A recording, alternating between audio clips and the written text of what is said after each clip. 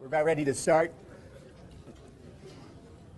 As I mentioned to you a little earlier, my topic today is optimization. And after feeling the heat of my friends on the NABO executive committee saying that's the worst name for a presentation you could possibly ever have, I came up with the second, sort of the subtitle. It's Lessons from Mastermind Groups, Finding Pockets of Productivity, Revenue, and Expense Reductions. So hopefully, learning ways of making a little extra money in your company will make this a little bit more exciting for you today.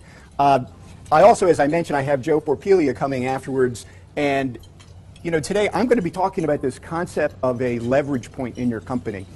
And a leverage point is where you do maybe a minimal amount of work to get a very large return for your effort. And with Joe, as he follows my talk, Joe's going to be talking about these psychological assessments and how you can use those as leverage points in your company. So let's start. I've got 3 goals for the presentation today. The first part is what I said, is to make you aware that in every one of your companies, and right now I'm talking to the people who are running companies of 5 or more individuals, 5 to 500, is to make you aware that in every one of your companies, every one of them, there are these pockets of productivity that you're missing.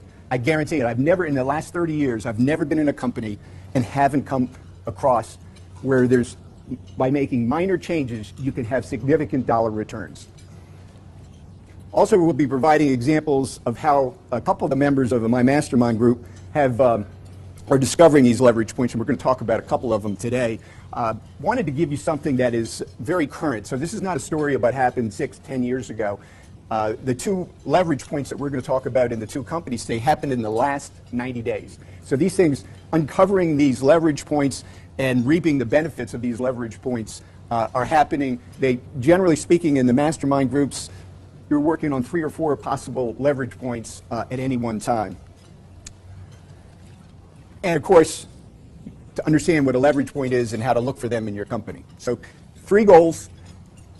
Here is my life. This is my world. Everything is just inputs and outputs. And you're going to see these graphs throughout the presentation today. Everything in my life, inputs and outputs. So it's the effort that you put in and the output that you get out of it.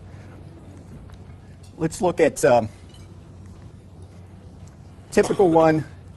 This is very, any business, you put your effort in, you've got your labor, you got your capital, you got your efforts. At the end of the year, hopefully your output is greater than what you've invested in, and you get profit at the end of the day.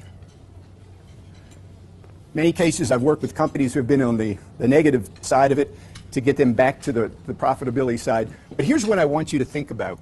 It's easy to kind of conceptualize, okay, this is the business, this is the big picture.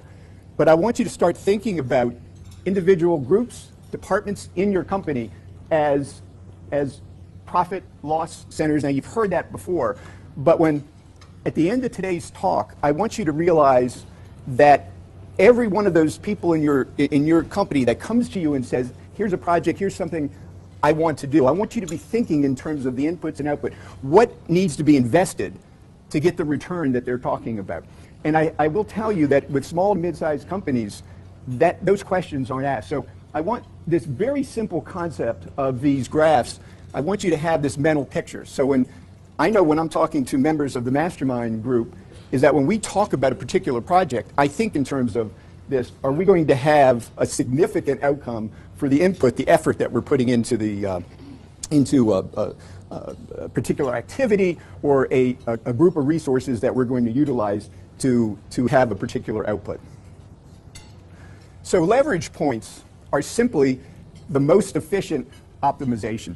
Leverage points are where a very little bit of amount of effort, time is put into producing something that gives you a very, very large output.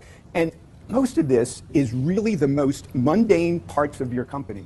We're talking about things like, who's putting together the reports for your company? It might be something very basic in your operations area, but there's huge amounts of dollars that are being wasted in companies across this area throughout their companies because people aren't thinking in terms of each of their individuals. What are their inputs? What are they providing to the company? What are the outputs? So the leverage there, the greater the leverage, you have these, I always say if the angle is 30 degrees or greater, you got a leverage point. So if you have a significant output, the more that leverage is, the greater the return for the company. And I want to share with you one recently. It's a company that does healthcare company. They have 300 caregivers across the state of Maryland. They couldn't be here today. They wanted to be here to tell this story, and they're amazing people. They're managing these 300 caregivers as far up as Washington County and as far out to the east as the Eastern Shore. And they're managing these people in an environment of very, very thin margins, and they have to manage to an efficiency level of 90% or they lose money. So you got 300 people spread out throughout the state of Maryland. You've got to manage them as best you can. So this is what they did. Oh, and at the end is there something we can do to create a leverage point in this company? So this is what the inputs look like. They were putting together weekly reporting. And this is what was invested in that weekly reporting. 16 hours a month for a manager. The manager's pretty much sole duty was to check the data that was being entered in by the two part-time data input clerks. And I'm going to tell you, if you have anybody doing data entry, you have a potential leverage point by eliminating that. But they had two part-time data input clerks working 96 hours a month. 24 hours a month, the CFO was spending working and managing this data.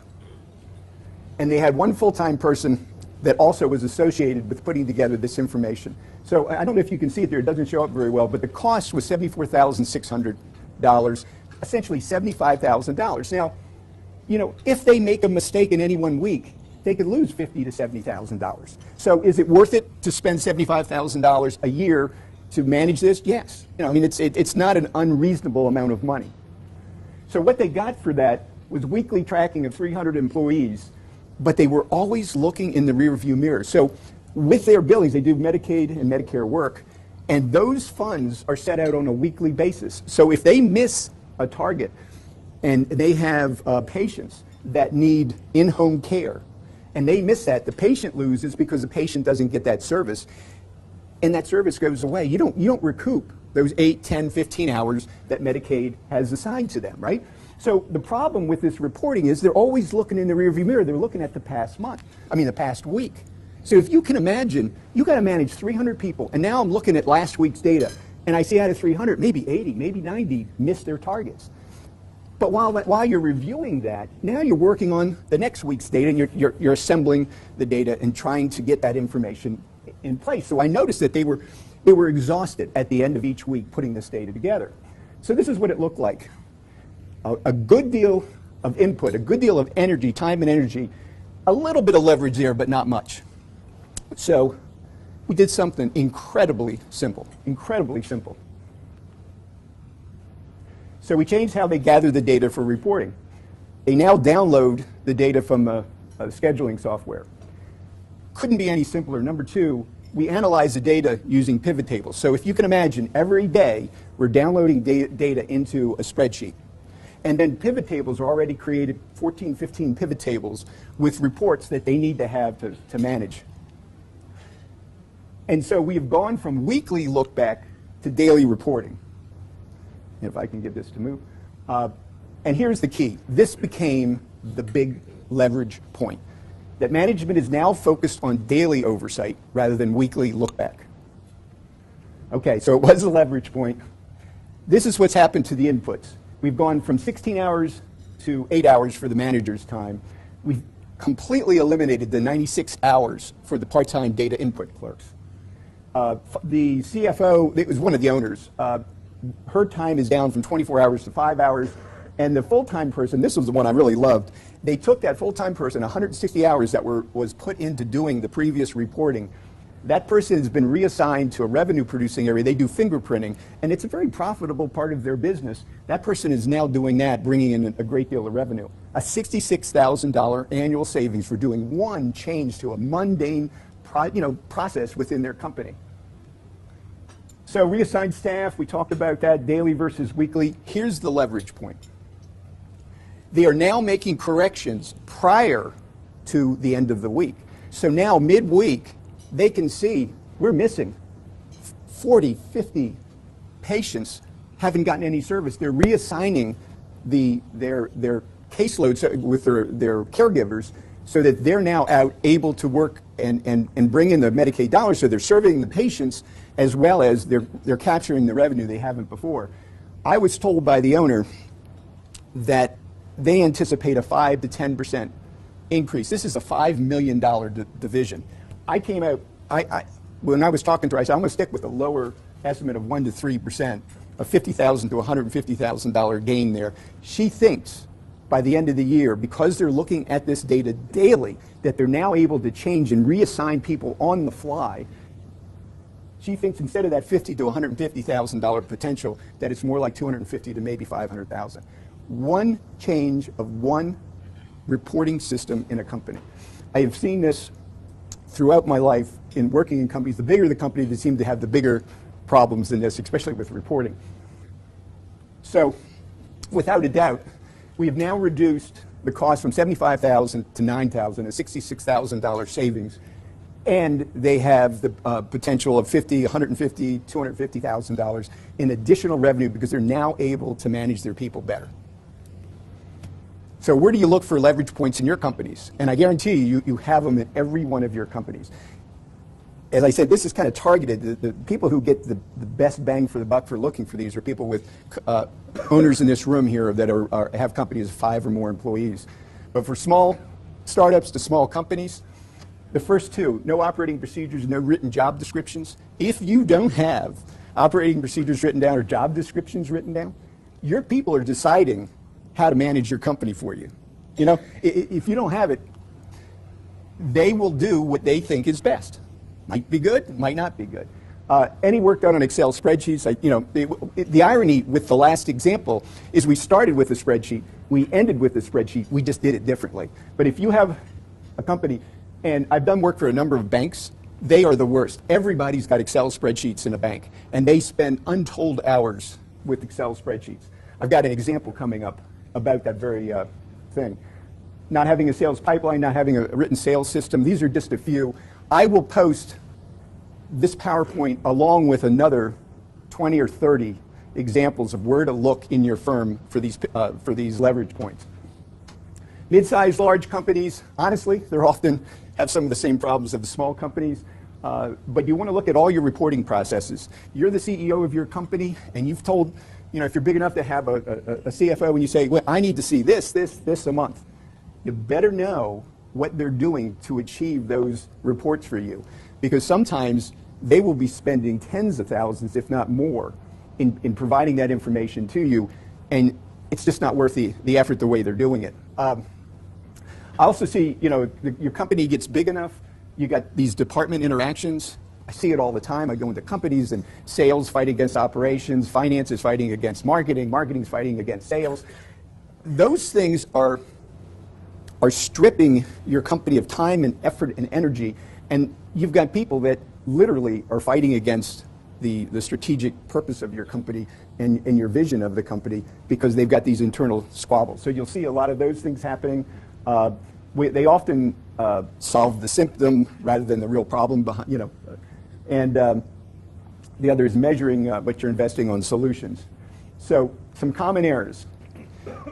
Most of all, I would imagine today, leverage point is a term that I came up with about 15 years ago, and I've been using it. So you're probably not familiar with the term leverage point, but taking the time to go look at your company, look at your people, and seeing how they're performing, and think in terms of those charts, those graphs. What are the inputs? What are the outputs? When you start looking for it, it's like, you tell somebody when you're out looking for a new car. And in this group, it's probably Lexus, Mercedes, BMW, right? So you decided on a Lexus. Now you drive down the road, you're seeing your car all over the place, right? That's just the way it is. That's the way we are. If you're not looking for leverage points, for these opportunities in your company, you're not going to find them. You're just not. The other thing I see a lot of is spending too much time on a potential leverage point that isn't a leverage point. I've gone into companies about a year and a half in when they're with a software project, and they're spending 50, 100, 150,000 more on a software project, and they never get it implemented. It just stretches out year after year after year. See it all the time. And you know, they, in their minds, they're saying, this is going to change our company. We're going to put this CRM in. We're going to manage our sales force. And what happens is they never get to that end goal. It just stretches out, and they lose control over it. So a lot of extra time is spent on things that turn out not to be leverage points. Beating a leverage point to death. So you got a sales team, right? You got your sales team, and you finally brought in your first sales manager. So you tell the sales manager, get these guys in shape. They're not doing their job, get them in shape. So the sales manager goes in, starts yelling at everybody, gets them in shape. You see immediate 10, 15, 20% production. And you go, this is great. So obviously, more pressure is going to get you better results. And so they put more pressure on, and you get another like 5%. You say, this is fantastic.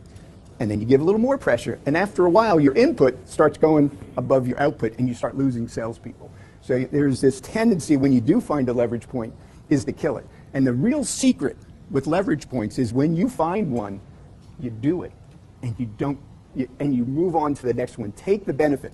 Take the benefit of a 3-5 times return on your time and energy, and then look for other leverage points, because beating it to death isn't going to get you there.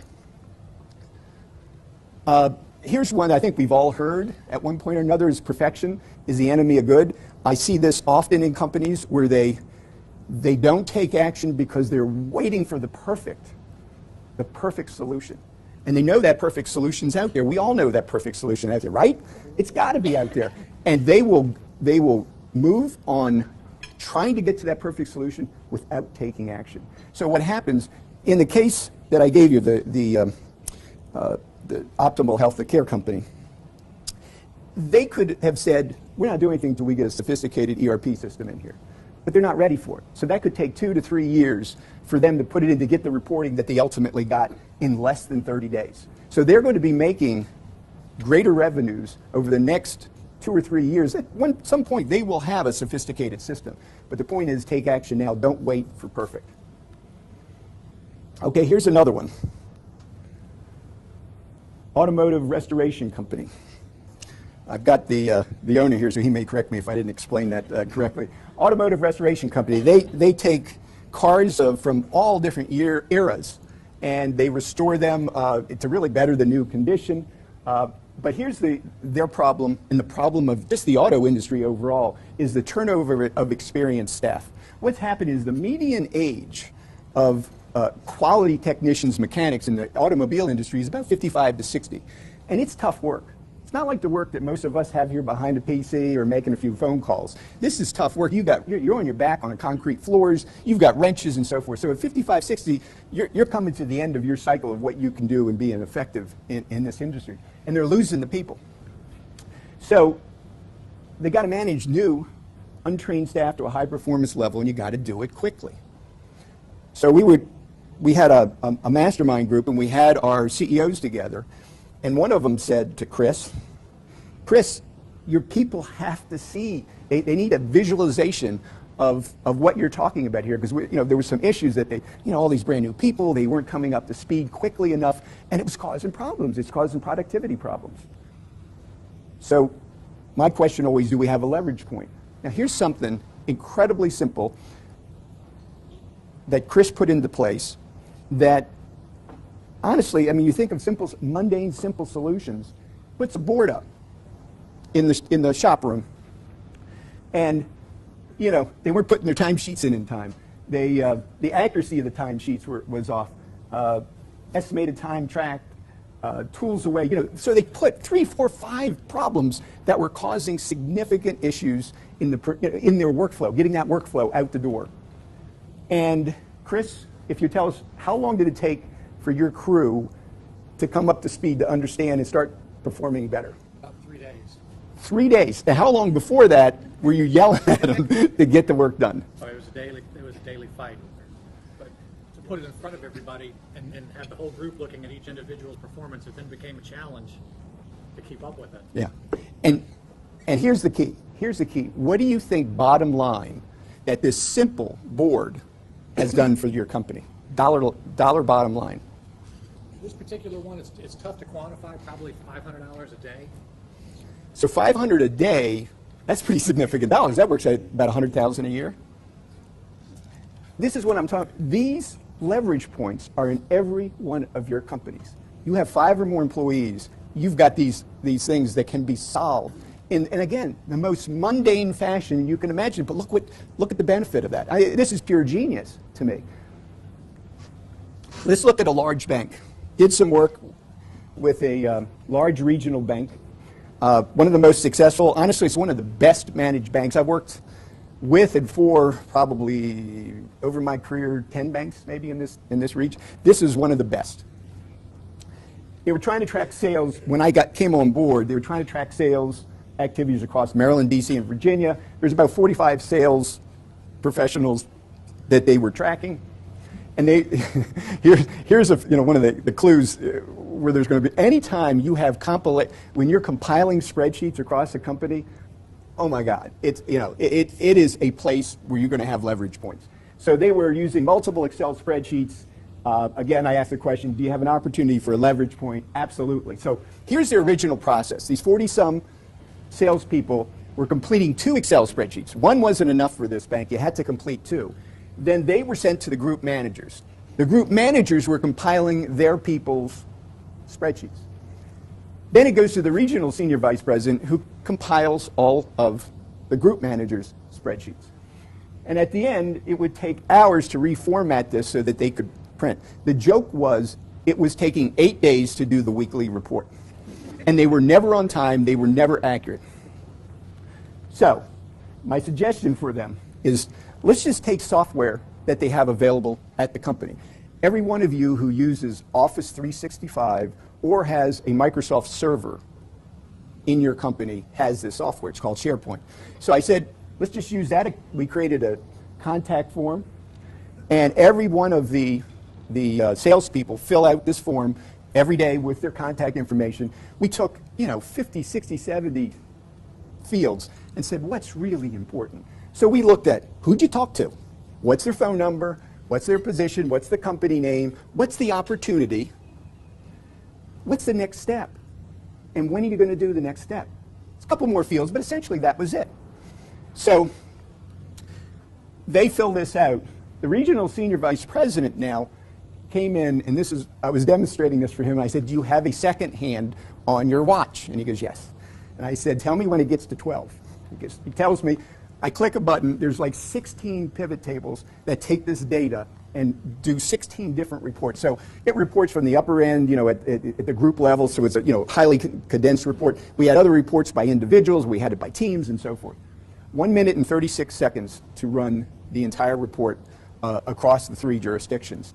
So there's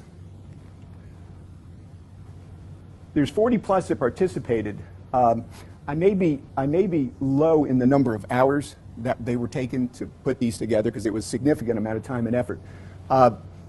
The other great benefit of this is that when people left the company, before they would try to transfer the spreadsheets, and they were a mess, because even though they knew how to get into a spreadsheet, they really didn't know how to manage their spreadsheets. So in this case, all you did is do a drop down and select the other person's name, and that account's immediately reassigned to that person. So that person in another state or region realized, oh, I got a new account that's assigned to me. So turnover accounts of new employees was absolutely seamless.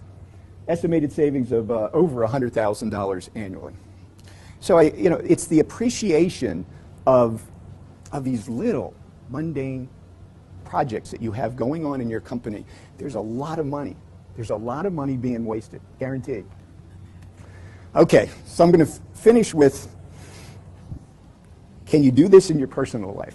Well, I've lived with this optimization for 20 years, so the answer is damn straight you can do it in your personal life. Let me ask a question. Do we have anybody here, I know this is kind of a cosmopolitan group, but anybody here have a garden this year or the last couple of years? Anybody have a garden? We got a few. Any grow tomato plants?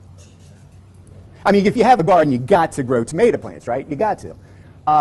To me, the garden, I was thinking back, why is it so special to me? This is what I remember when I was 7, 8 years old. My dad had this little garden in our backyard, and it was the one thing that we did together. So to me, as much as I'm enthusiastic about optimization, gardening is pretty high up there for me. So to the average gardener, this is what you're dealing with. You got 4 inputs: sun, water, soil, nutrients. That's it. We're all dealing with the same thing. Who's growing tomatoes here? Jack, I know you grow them. How big are your tomatoes, and how many you get off a plant? I've had one this year. You had 1 tomato? That's it? Okay. We're really going to optimize him for next year. And you've been in the garden a few times. Why? He's a new professional. How about somebody else? Anybody else? Andy, get him. Yes. Growing tomatoes, how'd you do? Not pretty bad also. Really? Between the critters, The rain was killer. Okay. Are you guys kidding? First guy doesn't have a chance. What do we got? How about you back there? I know you've done better. How many tomatoes you getting off your plants? Okay, you can't count that. You get hundreds of.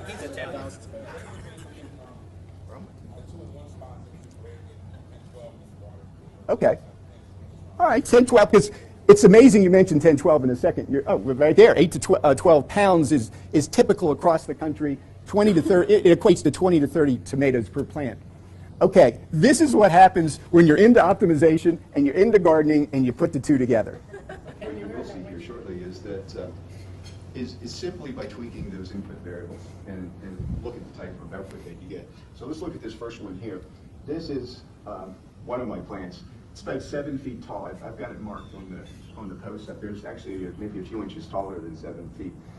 Over here, we're looking at a plant that is reaching over 8 feet tall. And what's amazing about this particular plant, and I don't know if you can see it with the video, but this plant has well over 100 tomatoes on the plant. It is absolutely loaded. And the amazing thing is that the work needed to produce this could possibly be slightly less than what the average gardener does to grow his or her tomatoes. So here's what it looks like. I'm getting 40 to 50 pounds of tomatoes off of each plant, 60 to 100 plus tomatoes, 450% increase, and I'm using the same 4 variables. I'm just optimizing. I want to give you something in perspective. Look, but before you ask, this is one of the posts that you saw in my garden. And simply by looking at those input variables and tweaking them slightly, I'm getting tomato plants like this. And, so hopefully you understand from this is that, one, there's plenty of places where you're going to find money in your company. I guarantee you're going to find money in your company. But it's actually, when you discover it, it's one of the most fun things to do. When I did it this year, I didn't know it was going to be 8 feet tall, but I said, I'm going to do it, and I bought posts that were 8 feet tall, so I'd be damned, I'm going to get these plants to grow 8 feet tall. It's an attitude, and if you have that about your company, you're going to be absolutely amazed at the results. So I thank you all very, very much. I loved it, particularly how intimate he was with his gardening and his tomatoes. It was really fun. But he had very good points about optimization that I had not thought about. And the leverage points, that's really important. It will help my business. Tell me about the leverage points. What does that mean? It means take a look at your processes and see how you can leverage them. So the example that he gave of introducing new technology or technology existing and being able to reduce the amount of time people are taking to increase your bottom line was fascinating. I'd never thought about that, but I will going forward. What is it about Ron's leadership that you like the most? He's very warm, down to earth. He's very open, but also he takes very obvious things and makes them more obvious, if you will, makes you think about it. And it's not any weird kind of thing. It is things that are right in front of your face and you don't think about. And that, I think, is a secret for entrepreneurs, because many times things can be right in front of our face and we don't think about it. And Ron caused us to think, oh, that's a really good idea.